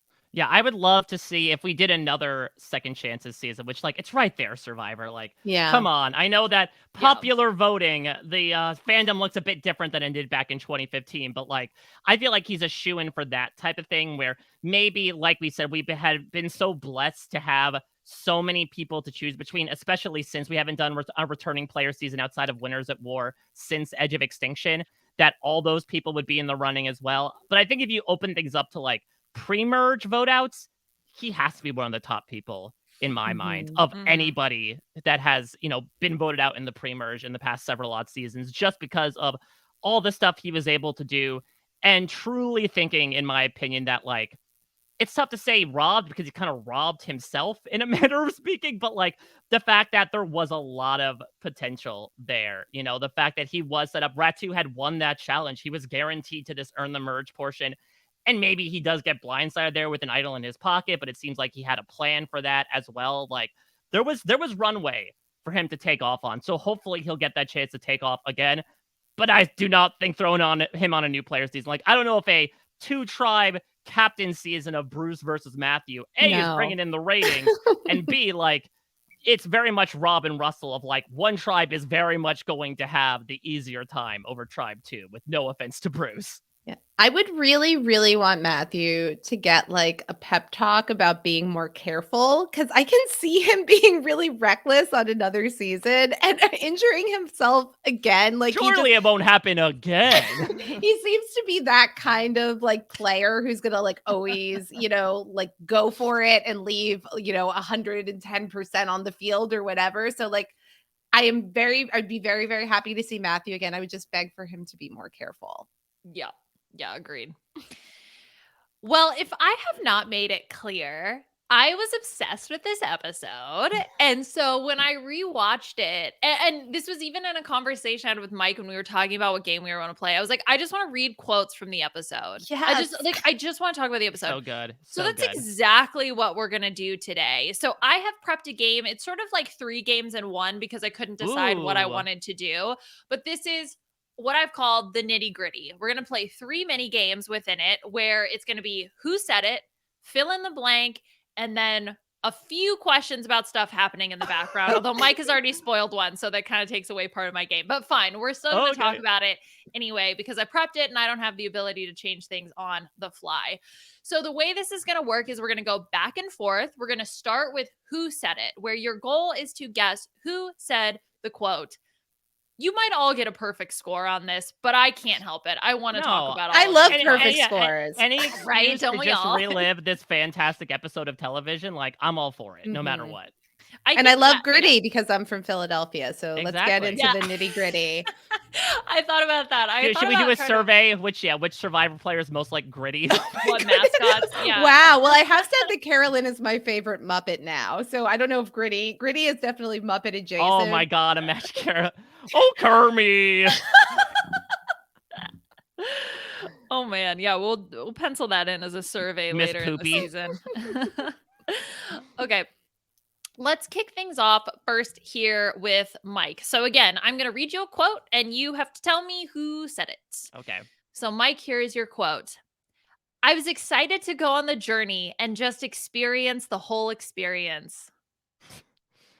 That sounds like Danny to me. Like, I could just imagine his pit bull puppy like energy with him just saying, I like to experience all the experience. Okay, so your answer is Danny. My answer is Danny. Okay. That is incorrect. It was Carolyn who said that she wanted to experience the whole experience. Although you did get the context, it was about going on the journey. Well, they said it in the quote. Well, yeah. The context of the third word that was said in the sentence. I'm trying to make you feel better. Wow. Okay? Oh, Take it or Liana, not. that's a hard-won battle. I've tumbled on those rocks many a time, and my shoulder ain't healing You'd be anytime like, I don't soon. know what this is about. I think it shows like Mike's point about the Christopher Walken line delivery, because it's like a totally normal thing to say. Exactly. But like if you put it in the Carolyn voice and you're like, what? Like, I don't know. It's just You just throw like a "Ah!" in the middle of it, and now it makes sense. Yeah, it's Carolyn noises. Okay, Amanda, let's go over to you. Here is your quote. It's a hermit crab. It's a gift for you. Oh my gosh. I thought that this was going to be so much easier. It's a hermit crab. It's a gift for you. I feel like this could be a Franny Matthew like flirtation conversation. Mhm. I'm sorry, Matt. Now we're only down to one of Yes, the we have one Matt, Matt. Maddie, Matt. So this is gonna help. How do you think Um, Matt feels about that? Oh, I did Matt say this to Franny? you were so close. Franny said Franny it to said it to Matt. Matt? Yeah. Yeah, which of the couple was more likely to gift a hermit crab to the other one? Though it seems Wow. like Steven was talking about this a bit on the know-it-alls, right? Which was the really fantastic know-it-alls with Yeah, James great Jones, by job the with way. James. Yeah, Philly local boy. But Mhm. Steven implying that same feeling like Matt is it's more she's not that into you in this case, with like Franny being like, yeah, we'll do stuff after the show, and Matt is like, I'm just waiting for the day where I wreck my knee on one of these rocks, so I'm forced to get down on it and propose. Mm-hmm. I mean, they Yeah. seem very into each other. I'm going to say, like, I don't get a lot of like hesitancy either way. I just think Franny's like a little bit more capable of multitasking and also Yes. focusing on the game. That's a correct. really fantastic point because Mhm. I'm admittedly someone who has a very difficult time multitasking, especially compared to my significant other, and she Mhm. has made that apparent to me many times. While I am paying attention, singularly focused, and so I could imagine that Matt sort of is just like thinking about one thing at a time, where a Mhm. friend is like, I have so many things I'm working on at the moment, and Matt's Yeah. just like, all right, I've got one thing on my mind right now that I can concentrate on. And it's Franny. Okay. Mike, let's go back to you. Here's your next quote. I'm a noodler. I prefer slow deliberation. I'm a noodler. Yes. I'm a noodler. Okay, so I'm trying to think back. So again, this could be a Danny quote. Danny is someone else who just like really surprised me in many ways. I'm gonna say no. Actually, you know what? I remember because it's going back to the aforementioned Matt. I think because this is when Jamie like isn't getting the good read on him. He's like, yeah, like I'm a noodler. I just kind of like put my hands through spaghetti, get a feel for what the pasta's like, and then I'll eat it. So your answer is Matt. I'm gonna go with the Matt that has survived. Okay, then yes, that is correct. The Matt that has survived is in his conversation with Jamie when he's talking with her. And so it's yeah, I flagged that too. Like, what does that mean to be a noodler? Did that make any sense to either of you? Yeah, it actually does to me. It means like you throw things around in your noodle, right? Okay. Like your Mm, noggin's Okay. a track and you're just going Mm. around a few times, getting your heart rate up, being like, let's really think this over. You're Giving it a noodling think. around it a bit. Yeah. Yeah, you're not mm. exactly gonna commit to it at the moment. You're gonna send it Mhm. to noodles. Well, Amanda, let's see if you can noodle your way Yeah, through so this can you one. my way to this one. Let's Should they Noodler. hear it. replace in lieu of Matthew's evacuation? Should we no longer draw rocks? Instead, we'll draw noodles? Ooh, that's tough. Like a Yeah. lot. Like, What what if if you, your like, noodle breaks? Well, yeah, what if you each grab like the same noodle and rip it apart, like Oh, or Lady and the but Tramp Lady and style? the Tramp it? Mm-hmm. Then everybody wins. Yes, especially Jeff. Now Just imagine they pull out, everyone goes kiss, kiss, kiss. your quote, Amanda, is so what was supposed to happen No. is now Yeah. not going to happen. And the question is, what will happen instead? Well, Liana, I believe that this is an immortal quote by Jeff. Oh. This is how Jeff ends the episode after the medical evacuation, and it's a classic nonsense Jeff Probst like trying to noodle his way through the most basic of elementary human concepts like causality. Yes. This is an incredible quote by Jeff Probst. The Wizard of Oz could fly thousands of feet in the air with the amount of hot air that was expelled by that quote. Liana, I was so reminded of That was so Gia good. Gunn in All Stars 4 with the Uh-huh. amount of the tenses, the conjugating of the verb of happen.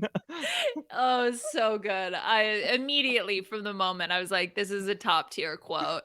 I'm going to start using this in my life. So what was Yes. supposed to happen is now not going to happen. And the question is, what will happen? Oh my God, he nailed He it. was really like he impressing himself, like as the words were coming out of his mouth, he was like more in awe of how wild this is. So I deep. love like to live life as Jeff Probst and be consistently amazed by the absolute most basic fundamental aspects of reality. It must be incredible. I love it. Do you think back in the day when they would film seasons around this time, do you think Jeff would play practical jokes on the Survivor contestants? Because, like, you could theoretically, in these longer 39-day seasons where people are malnourished and, like, soaked to the bone, like, you could come in wearing a pimp hat and not comment on it. And people would think, like, am I seeing something or is Jeff wearing a pimp hat? Clearly something's happening. Otherwise, he would acknowledge it. Wow. So you think that like right before they cut, like right before the cameras start rolling, Jeff Probst is like flinging a pimp hat off off stage left. Yeah, he's like, this is I my believe tribal it. council outfit. Mm-hmm. He needs a cane too to go with the whole ensemble. Actually walks in with Kane. Yeah, yeah. I mean, Kane, Kane, not Yeah. not, This not is a my cane. pimp. Not a This is my cane, pimp, cane. comma, Kane. But relatedly, I 100% think that Jeff Probst is like playing lightsaber with that sword and shield, like between takes, right? That like immunity idol, that's got to be something that, like, speaking of noodling around, there's like got to be a lot of like pretend sword fights Yeah, going you on. broke it, Kane. My Yeah. Not me. My liege. Now I'm just thinking of pimp, comma, Kane, and now I'm just imagining Bigfoot, pimp walking Kane just strutting around. I'm glad Mike is amused by his own imagination. I don't Imagine. know why the whole like pimp outfit is the first place your mind went. I'm Mike. thinking of Kramer in that one shot of Seinfeld, but Kane just like strutting around being like, listen, you're my Jedi, baby, and I'm your master. Who wants a tug? Oh, nope. Okay, Mike, your next quote is, can we hug? Oh, okay. So this is, some people have talked about this, that there were several requests for hugs over the course of this episode. So it actually, like, why, this might be the most difficult one yet. I'm going to say, no, I'm pretty sure this is another Matt quote to Franny. Yeah, this is another Matt quote. Yep. This is when he asks, he's like, where's my hug? He's that guy. I love that for him. Amanda, let's go to you for your next quote. I don't think I don't know. I feel like there's like, a spark between us. Well, that was amazing line delivery, Liana. That was like a really incredible performance. That means in the mail. I was inspired. I think that we are still staying with the Matt and Franny romance of it all. The Blankenship that we're shipping here. And that, I believe, is Franny. That was Matt, actually. Oh, that was yes. Matt. Oh, no. I thought that was Franny. I do want to say, while we're still with the Matt and Franny romance, I want to go out for Ethiopian food, too. Can I go ahead and have Ethiopian food with them? What? I love Ethiopian food. I'll go with somebody else. They probably have some other. No, things you could be the Carolyn. They could be the Brandon and Danny. Yeah, they'll stare lovingly into each other's eyes. You'll just be like, I'll eat all the food. Yeah, letting the labna fall out of your mouth as they're ignoring you.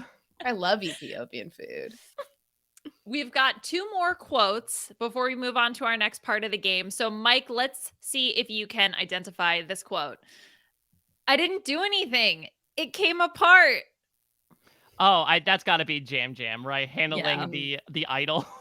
Yes, it's obvious, but so funny and just such a fantastic moment. I was between that and these beads are from Tree Mail, Josh. So between good. My 2 moments. I thought it was just so funny. I love, again, how brazen, particular this Tika group is with each other. Again, Jamie was showing some brazenness too, right? By being like, get a load of Matt, right? And she's like, yeah, I hugged him. I got a load of him. This idea of like, again, like Jam Jam asking him to his face, like, are you mad at me? Like, please talk to me. Then him just like openly mocking Josh, it seems at this moment, being like, Amazing. Josh, really? Come on, dude. I didn't do anything. It came apart. Amanda, your next quote is, and your last quote, by the way, before we Ooh. move into our next part of the game. I am the most valuable person that anybody could ever interact with. And for a player to not jump on that is mind-blowing. Well, there could only be one most valuable person to ever interact with, the highest value person that I have ever encountered in my lifetime. That is the great Jamie Lynn Ruiz, talking about how she's just the greatest, and I think we all agree. Like, it was so, see, this is what I'm saying. We are blessed with a plethora of In characters. any 100%, other season, she 100%. would be the standout character, right? Like, I Yeah. can imagine so many seasons where she is the standout character, and she is a standout, but it's like we just have an embarrassment of riches. Mhm. Seriously. Yeah, I absolutely love it. It is she's so good. And it's tough, right? Because like I think Josh is kind of occupying the French vanilla fantasy subsection of the tribe right now, but like she's a close runner-up considering that confessional that you were quoting of her just being like, honestly, I don't know why they don't want me on their team. I'm the most valuable asset that's here. And But Yeah. I have the most information. She's just fantastic. I have one fake idol that is no longer valid that I can fake about, but I also have a fake idol that I know is real. Does anybody else have that? And then like that they juxtapose that with immediately her having like the most terrible read that she can go and talk shit about Matt Yeah. to Franny. It's You didn't know they were together? It's so obvious. Fantastic. We're going to move on to our next stage in the game. So just to reset, Mike, you have 3 points. Amanda, you have 2. It's a close game, Ooh. all in all. Let's go to fill in the blank. So I'm going to read you a quote. I'm going to tell you who the quote is from, and you are going to fill in the blank. If you guess it immediately with knowing, I will give you 2 points. If you want, I will give you the multiple choice where you can get 1 point. So let's see. Why are you laughing? If you guess it with knowing. if you guess it by knowing. With just knowing, with your brain, you will If get you 2 guess points. it by knowing the thing. Yeah. Isn't that cool? Mhm. If you guess it by knowing. I'm All going right. to guess it by being dumb. Let's see if Mike is knowing with this quote from Danny. Oh. 30 breaths. You're going to fill up your belly as much as you can. No pause in between blank. No pause in between. Oh, so is it it's just one word? One word. No pause in between. Well, I don't think I can guess by knowing. No Okay. GBKs on this one. Can I have All right. multiple choice, please? I'm going to give you the multiple choice. Is it either A, exhalations, B, ventilations, C, respirations, or D, breaths? I do like D just because Danny, it's awesome what he's been able to do. Like, I'm glad that this like Breathe with Danny stuff has now become more publicized on the show after it's become big with social media. But part of me is like, yeah, the dude wouldn't try to use any sort of dollar store terms. He'd just be like, yeah, use your breath until there's no more breath. And then you breathe more breath to make the breath breathy. But I'm going to say exhalations. I'll go with A. It is B, ventilations, which is why I Whoa. flagged it in the Yes. first place. Because I was like, I'm Wait. sorry, what? Is he assuming he's playing with like 5 cars? What Let's open some orifices and ventilate in here. We you know how many holes the human body has? It's a throwback. Open all your holes up. Marquesas. Yep. Let's get it ventilated. Yeah. So, okay, all of our ventilations, we're breathing properly. Let's see, Amanda, if you can guess. Oh, well, okay. I'm reading this now. This is going to be a bit of a freebie for you, but I'm going to read it anyway. Quote from Franny. I don't not have a crush on Matt. When this game is over, Matt and I are going to go out for blank food. And whatever Ethiopian happens, food. happens. I got Yes. it by knowing. I got it by knowing. That was in my Outstanding. own brain. Proud of you. Yes, it is Mhm. Ethiopian food. You are correct. Delicious. Delicious cuisine. Mike, going back to you, a quote from Jamie. Hmm. If I had my choice, this is the tribe I would have picked. not only because they're strong, but because it's the blank vibe tribe. Everybody here meditates.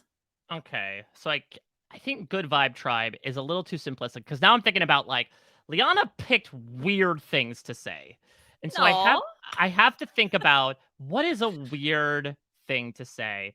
I'm just gonna. I know we're tied right now. Actually, no, I think Amanda's beating me, but I'm gonna try to tie it up here. Give me the multiple choice just to make sure. Yes. So if you get this correct, you will be tied at 4 points apiece. A, the fine vibe tribe. B, the high vibe tribe.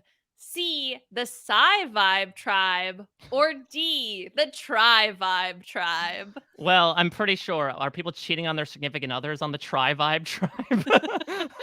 um, I don't even know what the Psi Vibe Tribe means. I mean, do any of these make sense? I'm pretty sure it's the Hive Vibe Tribe because I'm pretty sure she's talking about like, oh, we're all. Usually hive mind is used in a very negative way, and Jamie would be the one to be like, no, I'm changing the meaning.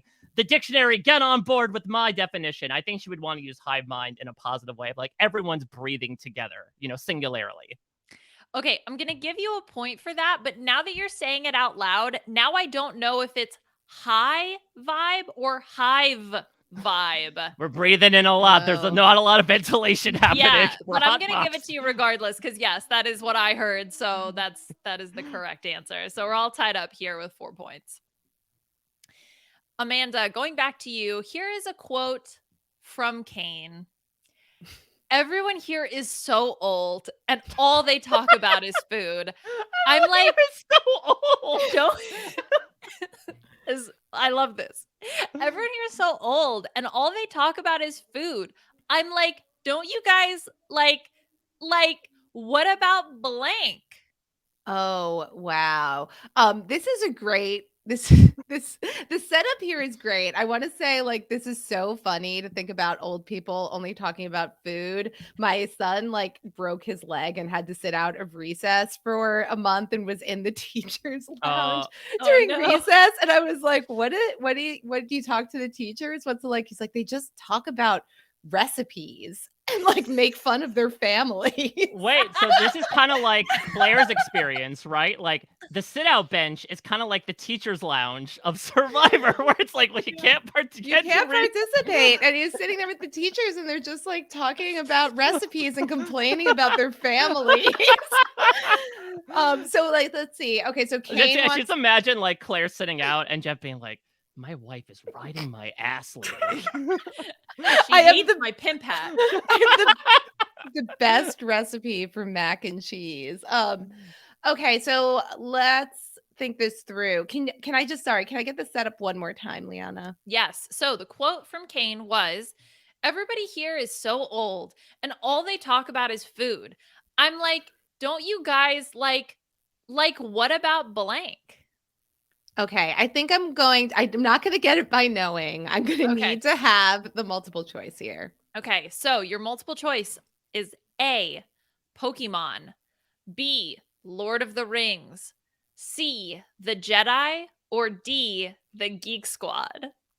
Oh my goodness. So I know what about all of the IT company, the Geek Squad? So all of these things have come up in the episode. Yes, they all come up in the episode. So this is excellent question writing, Liana. Yeah, Mike.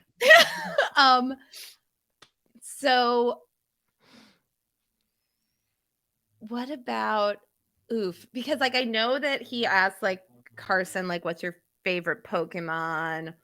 Or maybe it's Jedi. Maybe is that it? I'm going to guess Jedi. That is correct. Yes. Jedi. The midichlorians are off the charts. Mm-hmm. Yes.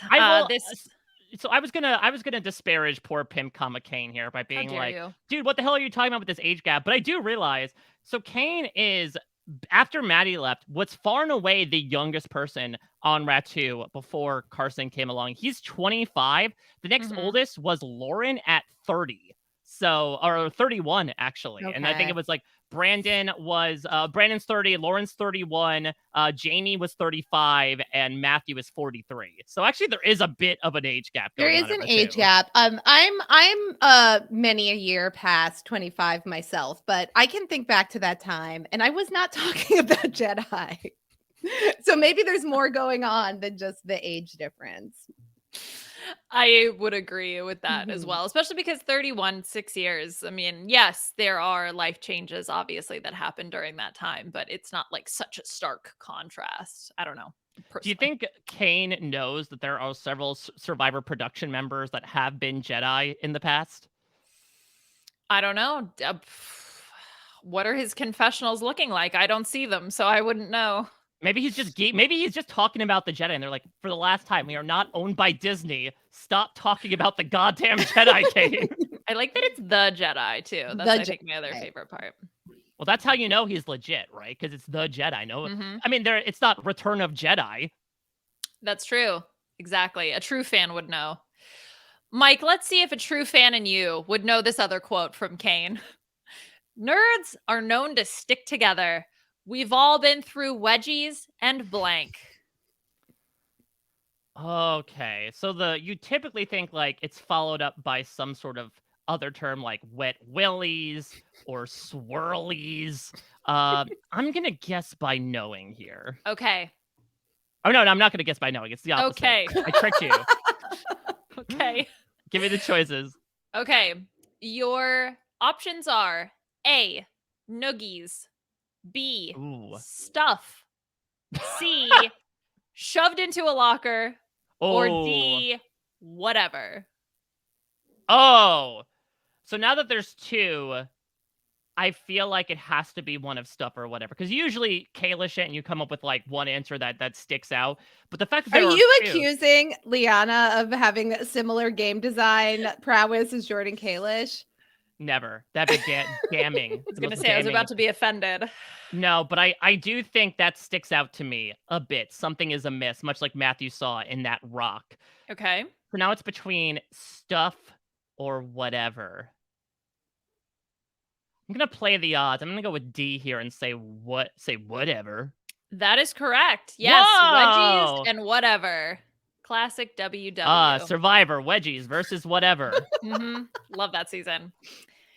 We have one last question for Amanda before we close out with our final part of the game. So Amanda, you're going to get a quote from Jam Jam. Yes. I had to save my own ass. So I'm throwing Carolyn under the bus, the train, the airplane, the blank, going yes, hoping I come out alive, you know? This was so good. Oh my gosh, I remember this quote. I remember the sound effects. So it's the bus, the plane. I think I'm good. I'm going to not guess by knowing. I am going to accept the multiple choice options. Okay, your multiple choice options are A, submarine, B, subway, C, taxi, or D, ferry. Okay. I think like with the planes, trains, and automobiles forms of transportation, subway is like the more commonplace one. It would be top of mind.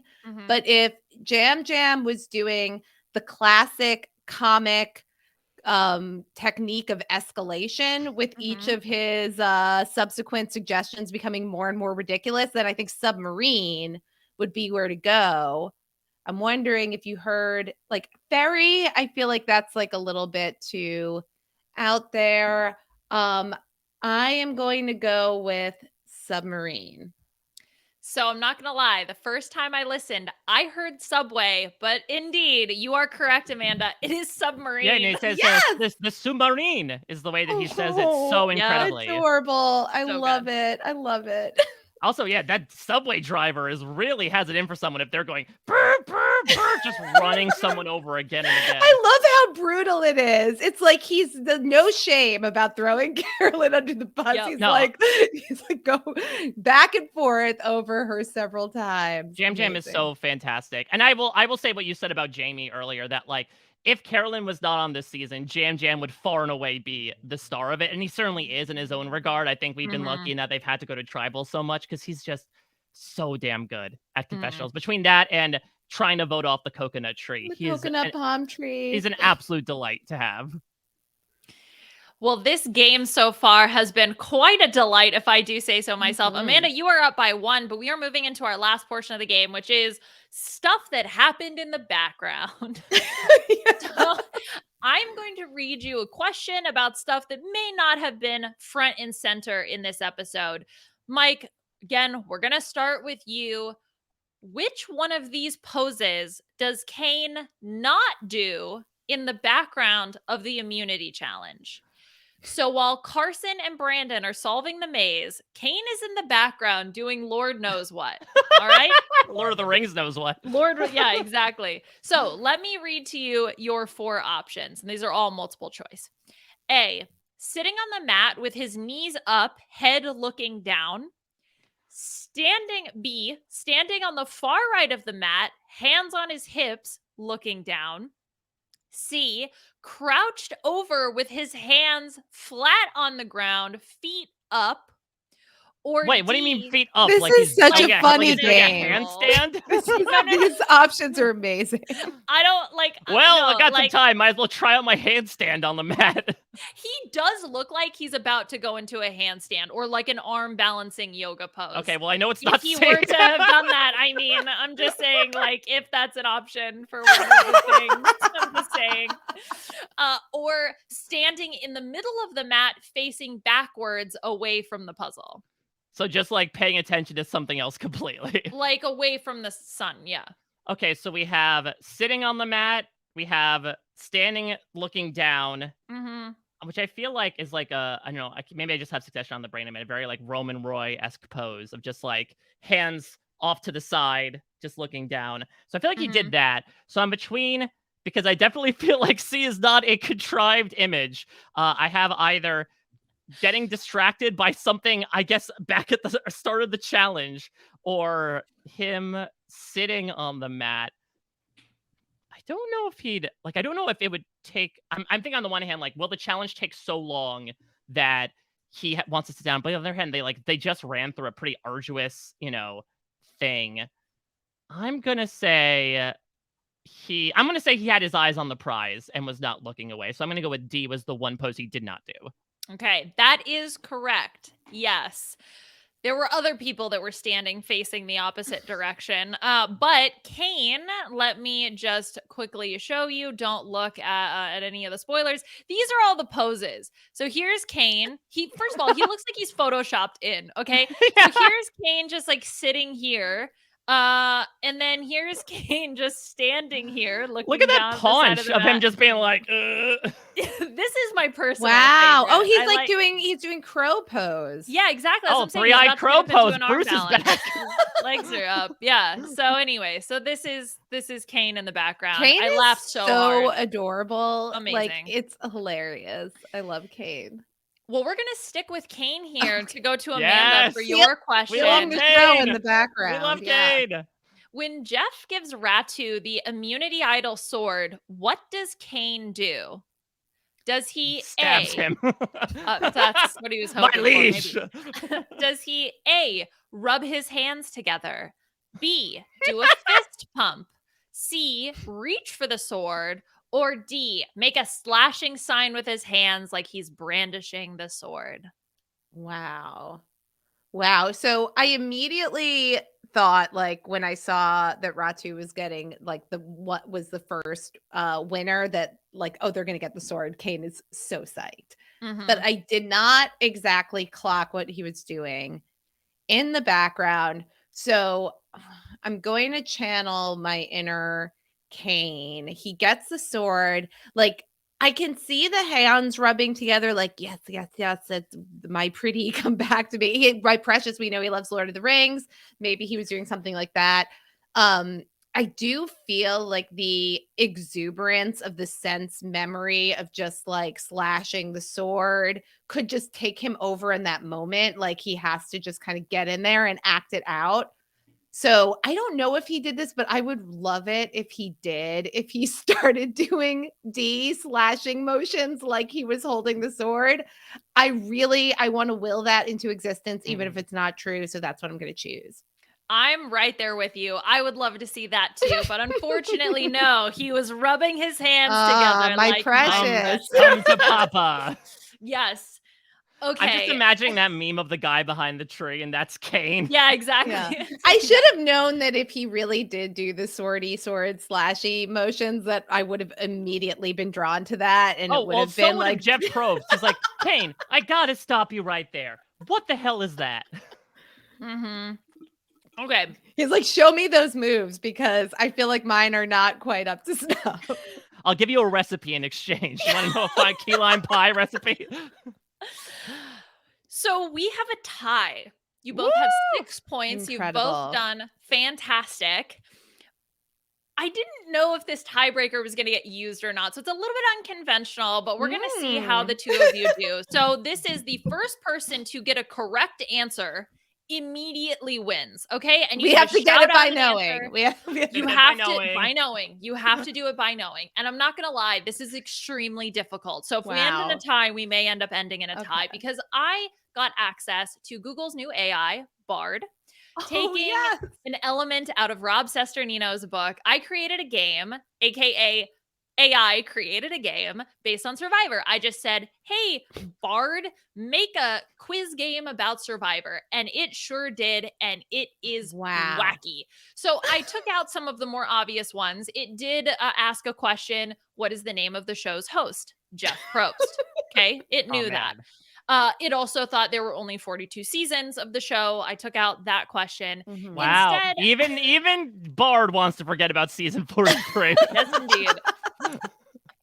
So the first question, which I'm going to skip over, we're going to go to the more subjective, potentially ones you could answer, is what is the name of the show's theme song? The answer was Eye of the Tiger. So, as we all know, the Survivor theme song, Eye of the Tiger. So instead, we're going to talk about some subjective questions. I'm going to read you. You're just going to shout out an answer. First person to get one right, we'll call it. You'll win. If we run through all the questions, then wait, they're subjective, but there is a correct answer. According to Bard, yes, there is a correct answer. It's like Family Feud with one person surveyed. Yes, I'm so curious to see what you guys come up with because I was very curious to see what Bard. By the way, like I am also a huge fan of the AI, as people might know, best friend of the RHAP bot. So I really feel like this was meant to be that Mike and I would tie, and we'd have to use this tiebreaker. I'm very excited. That is part of the reason why I drummed this up for today. I've actually had this in my back pocket for a while, but I was like, I know the person I'm going to use this with. Okay, let's jump right on into it. So again, shout out your answer. Here is the first question. What is the name of the show's most famous alliance?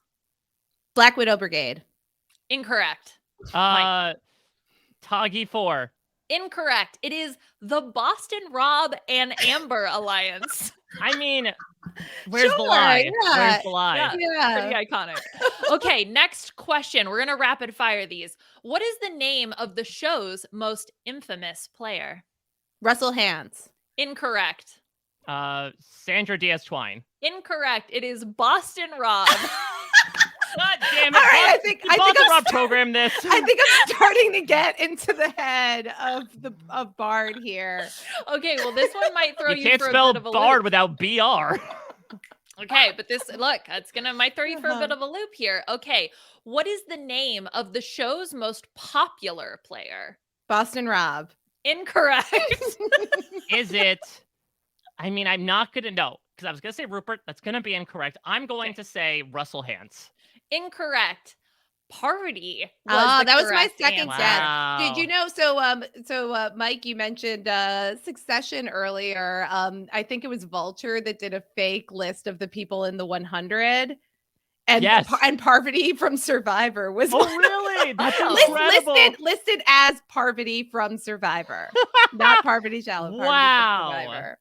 Look at this. Truly broken through to be mentioned. Like, listen, Colby Donaldson was mentioned on HBO years ago, so I'm glad Parvati can now join him in that acclaimed air.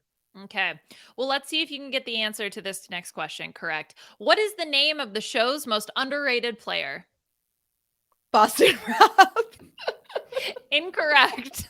God, I don't know. Kelly Wentworth? You just said his name, Mike. Russell Hand. Rupert? Colby. Oh my God. Yeah. Okay. Wow. The last question I have, which I think we're going to end this one in a tie, which is fine. What is the name of the show's most iconic twist? Outcasts. No.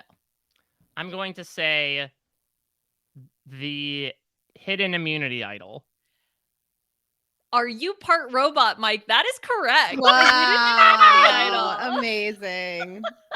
I was Oh my like, what God. is technically true, Yeah. but not something a human with squishy Mhm. brains would say? Wow. Right. Wow. So, wow. A last second victory here for Mike. But Amanda, Hey, it's quite a happened to me battle. before. Mike has snatched victory from my hand. So History repeats itself. It doesn't Mhm, matter mhm. what happened, Amanda. It's all that matters is what will happen. Yes. And what Mhm. will happen next Mhm. is that we're going to give you an opportunity, as we do with our B&B guests, to shine a spotlight on a charity or cause that exists outside of all of this goofiness we do every Mhm. week in Survivor-themed fashion, to a cause that should be looked at outside of the Survivor and the B&B. So it's all on you. What do you want to highlight this week? Thank you so much. I'm really grateful to have this opportunity. I know that last week when you had Jordan on, he plugged the Trevor Project, which is a great charity that I definitely want to co-sign. And I would urge everybody to listen to the Pride Has Spoken episode that RHAP put out earlier this week that was 100%, yeah. drawing a lot of attention to the assault on trans and queer youth that's happening in state legislatures across our country. But in order to sort of add something different to the conversation, well, I'll definitely, there's been a lot of due attention on those organizations. I would like to highlight the National Bail Fund Network. This is a cause that I care about very deeply.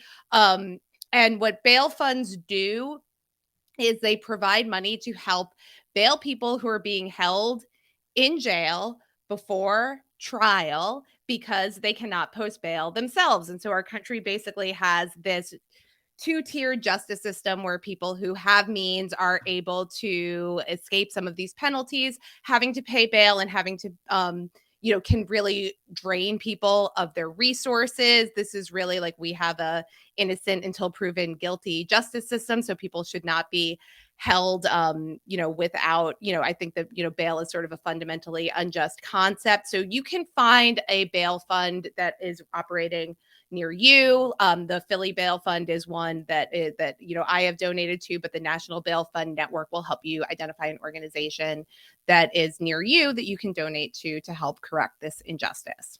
100%. I absolutely love that shout out. Yeah, nobody should be trapped in that, metaphoric birdcage in a manner of speaking due to lack of funds, especially given the state of our justice system. So 100% agree with Amanda. Feel free to look up a bail fund in your neck of the woods.